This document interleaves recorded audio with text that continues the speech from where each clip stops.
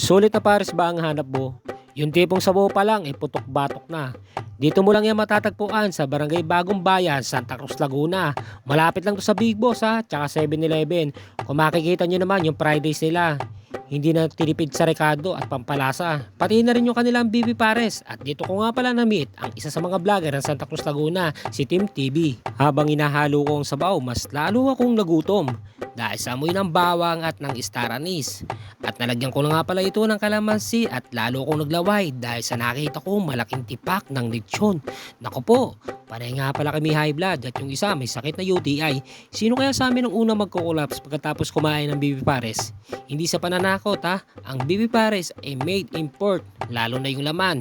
Ito nga pala yung kakaiba dito, di tulad ng ibang pares na baka ang ginagamit na karne. Si BB Pares ay may sariling bersyon na pasok sa panlasa ng mga tiga Laguna. 60 pesos nga pala ang isang order dito ng isang pares.